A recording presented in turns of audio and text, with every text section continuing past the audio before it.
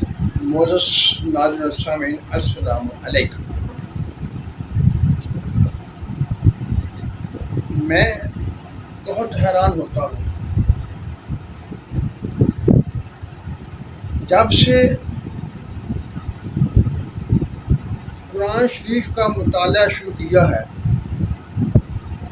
بہت سی ایسی چیزیں سامنے آئی ہیں جن کے بارے میں ہمیں علماء اکرام نے کبھی کچھ نہیں بتایا تھا، بلکہ ایسی چیزیں بتائی تھیں جن کا وجود ہی نہیں ہے۔ پتہ نہیں، خدا بہتر جانتا ہے کہ وہ کہاں سے لیتے تھے اور کیسے بیان کرتے تھے۔ آج بھی جو یوٹیوب پر بڑے بڑے نام چل رہے ہیں، وہ بھی ہمیں ایسی باتیں بتاتے ہیں جنہیں ہم نے کبھی نہیں سنی، لیکن جب ہم انہی چیزوں کو لے کر قرآن کی طرف پلٹتے ہیں اور قرآن میں سے دیکھتے ہیں تو وہاں تو منظر ہی کوئی اور ہوتا ہے۔ آئیے میں ایک بات آپ کے سامنے رکھنے لگا ہوں اور اس کے مختلف رخوں کو دیکھتے ہیں۔ اللہ تعالیٰ دعویٰ کرتا ہے، قرآن میں کہتا ہے، اے مومنین کفار سے پوچھو اور ان کو کہو کہ اپنے الہ کو آوازیں دیں، کیا ان کا الہ ان کی آوازیں سنتا ہے اور ان کو جواب دیتا ہے؟ اس کا مطلب یہ ہوا کہ جو الہ ہوگا وہ بات کو سنے گا بھی اور جواب بھی دے گا۔ اب سوال یہ پیدا ہوتا ہے کہ وہ جواب کس طرح دے گا؟ اس بارے میں قرآن بھی ہماری رہنمائی کرتا ہے۔ قرآن کیا کہتا ہے؟ ما کان بشرن، بشر اس قابل نہیں ہے کہ اللہ تعالیٰ اس سے براہ راست بات کرے۔ وہ اس سے بات کرتا ہے یا فرشتہ بھیج کر، یا پردے کے پیچھے سے، یا الہام کے ذریعے سے۔ اللہ تعالیٰ نے وہ باتیں بتا دی، وہ طریقہ کار بتا دیے جن طریقہ کار کی وجہ سے اللہ تعالیٰ مخلوقات سے تعلق قائم کرتا ہے، ان سے رابطہ رکھتا ہے، اور انہی طریقوں سے مخلوقات اپنے رب مالک سے، اپنے الہ سے رابطہ کر سکتی ہے۔ کیا یہ لوگ مانتے ہیں کہ ایک عام آدمی اللہ تعالیٰ سے رابطہ کر سکتا ہے اور اللہ تعالیٰ سے جواب دیتا ہے؟ وحی کا سلسلہ تو ختم ہو گیا۔ یعنی وحی سے مراد یہ ہے کہ جبرائیل علیہ السلام جب حضور اکرم صلی اللہ علیہ وسلم کے پاس آتے تھے، وہ براہ راست جو باتیں آپ تک پہنچاتے تھے ان کو وحی کہا جاتا تھا۔ لیکن اب میں ایک آیت مبارکہ آپ کے سامنے رکھنے لگا ہوں۔ وہ آیت مبارکہ سورۃ فصلت کی ہے، آیت نمبر 30 ہے۔ آپ خود بھی دیکھ لیجئے، اسے پڑھ لیجئے اور اس پر غور کر لیجئے۔ اعوذ باللہ من الشیطان الرجیم، بسم اللہ الرحمن الرحیم۔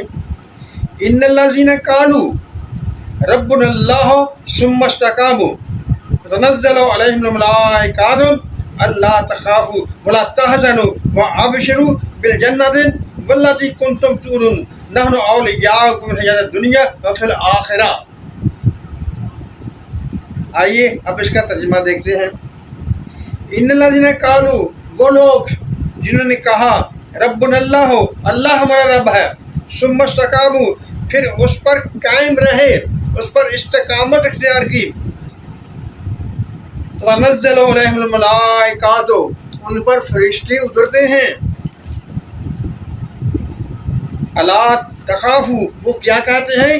لا تخافوا، غم نہ کرو، ولا تحزنوا، اور نہ حزن کرو، وابشروا، اور خوشخبری دیتے ہیں، بالجنۃ التی کنتم توعدون، کہ اس جنت کی جس کا تم سے وعدہ کیا ہوا ہے۔ اور کیا کہتے ہیں؟ نحن اولیاءکم، ہم تمہارے دوست ہیں، فی الحیاۃ الدنیا و فی الآخرہ، دنیا کی زندگی میں بھی اور آخرت کی زندگی میں بھی۔ اب آئیے ذرا اس پر غور کرتے ہیں۔ اللہ تعالیٰ کچھ اصول بتا رہا ہے اس آیت مبارکہ میں۔ پہلی بات کہ ہم نے اس بات پر قائم رہنا ہے، اس استقامت اختیار کرنی ہے، آپ نے اس ایمان پر قائم رہنا ہے کہ رب ہمارا پالنے والا ہے، وہی اللہ ہمارا رب ہے، وہی ہمارا کارساز ہے، اور اس پر قائم ہو جانا ہے۔ جب ہم اس پر قائم ہو جائیں گے تو کیا ہوگا؟ ہم پر فرشتے اتریں گے، کسی ایک شخص پر نہیں، کسی ایک زمانے کی قید نہیں، زندگی کی قید نہیں، موت کی قید نہیں۔ جب ہم اس بات پر قائم ہو جائیں گے کہ اللہ ہمارا رب ہے تو ہم پر اور اس بات پر قائم رہیں گے تو فرشتوں کا نزول ہوگا۔ لیکن اسے وحی نہیں کہیں گے، اچھا فرشتوں کا نزول ہوگا، وہ کہیں گے کہ ہم تمہارے دوست ہیں زندگی میں بھی اور زندگی کے بعد بھی، تم کسی قسم کا خوف نہ کرو، کسی قسم کا حزن نہ کرو۔ اب اگر اس سے علماء کرام یہ مراد لیں کہ یہ موت کے وقت فرشتے اترتے ہیں اور وہ نیک آدمی کو خوشخبری دیتے ہیں کہ اللہ تمہارے جنتیں قائم کی ہوئی ہیں، کیا اس آیت مبارکہ میں کسی وقت کا تعین ہے یا موت کا ذکر ہے؟ بالکل نہیں ہے۔ میں نے تفسیریں دیکھی، تفسیر ابن کثیر دیکھی اور تفسیریں دیکھی، ان میں موت کے وقت کا ذکر کر دیا گیا ہے، لیکن تھوڑا سا یہ بھی بیان کیا گیا ہے کہ نہیں، اس سے مراد یہ ہے کہ زندگانی میں بھی، حیات دنیاوی میں بھی فرشتے تعلق قائم کر سکتے ہیں، فرشتے اتر سکتے ہیں۔ ہاں، اب جب فرشتے اتریں گے تو کیا کریں گے؟ وہ خوشخبری دیں گے اس بات کی کہ تم ایمان لائے اور اس پر قائم رہیں، اس کے نتیجے میں اللہ تعالیٰ نے تمہارے لیے جنتیں قائم کی ہوئی ہیں اور ہم تمہارے مددگار ہیں، ہم تمہاری مدد کریں گے۔ آئیے بتائیے مجھے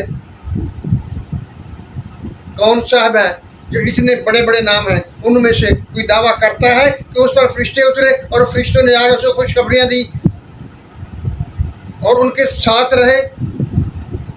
یہ وہی لوگ ہیں جو اپنے آپ کو مٹا دیتے ہیں اور جنہیں ہم اولیاء کرام کہتے ہیں، ان پر ہم فتوے لگا دیتے ہیں، ان کے بارے میں بہت سی باتیں کر دیتے ہیں، انہیں شرک کے گڑھ بتاتے ہیں، لیکن یہ نہیں دیکھتے کہ اللہ تعالیٰ نے جو شرائط بیان کی ہیں، جو اللہ تعالیٰ نے قوانین ہمیں قرآن شریف میں سمجھائے ہیں، کیا ان کا اطلاق ہوتا ہے؟ اگر ہوتا ہے تو پھر کاہے کا شرک؟ وہی لوگ ہیں جو اولیاء کرام ہیں اور وہی رب سے تعلق رکھتے ہیں، انہی سے رب باتیں کرتا ہے اور انہی سے ہم وہ باتیں سنتے ہیں۔ یا تو ہم یوں کریں، خود کو اس قابل بنا لیں، اس مقام پر پہنچ جائیں کہ استقامت والا بیان حاصل کر لیں۔ ہم گناہ گار لوگ ہیں، ہم سے کمیاں کوتاہیاں ہوتی ہیں، لیکن جنہیں ہم اولیاء کرام کہتے ہیں انہوں نے اپنے نفس پر قابو کیا ہوتا ہے اور اللہ تعالیٰ سے دوستی قائم کی ہوتی ہے۔ جب وہ اللہ تعالیٰ کے دوست بن جاتے ہیں تو اللہ تعالیٰ ان پر اپنی رحمت نشاور کرتا ہے، ان کے لیے سارے پردے یہ دور کر دیتا ہے اور وہ چیزیں دیکھ سکتے ہیں جو ہم نہیں دیکھ سکتے۔ انشاءاللہ تعالیٰ اس سے بعد ایک ویڈیو میں بناؤں گا اور اس میں قرآن کے حوالے سے میں آپ کے سامنے رکھوں گا کہ وہ کیا دیکھ سکتے ہیں یا نہیں دیکھ سکتے، یا ان پر یہ چیزیں ظاہر ہوتی ہیں یا نہیں ظاہر ہوتی ہیں۔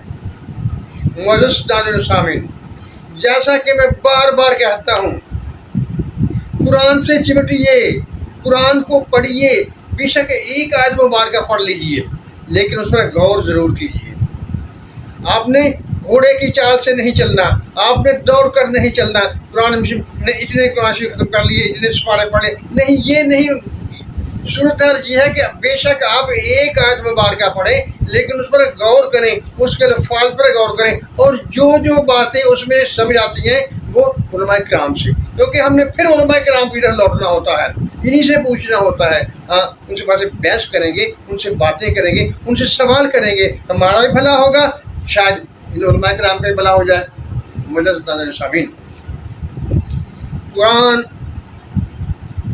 وہ چیز ہے جو ہمیں دنیا و آخرت کی کامیابی کا راستہ بتاتا ہے، صراط مستقیم ہے، لیکن سمجھنا پڑے گا۔ اگرچہ اللہ تعالیٰ نے یہ ارشاد فرمایا ہوا ہے کہ ہم نے قرآن کو عربی میں نازل کیا تاکہ سمجھنے کی آسان ہو، لیکن سمجھنا پڑے گا، کوشش کرنی پڑے گی، محنت کرنی پڑے گی، کیونکہ ایک تو ہم پاکستان کے رہنے والوں کی زبان جو ہے وہ عربی نہیں ہے، اس لیے بھی ہمیں تھوڑا سا پرابلم آتا ہے اور اسی وجہ سے کچھ مسائل بھی پیدا ہوتے ہیں۔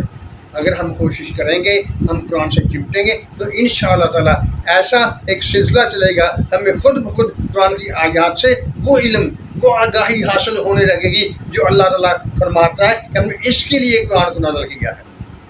معزز ناظرین سامعین، اللہ تعالیٰ ہم سب پر رحمتوں کی بارش کرے، ہمیں سچ بولنے، سچ سننے اور سچ پر قائم رہنے کی توفیق عطا فرمائے۔ آمین۔ اللہ حافظ۔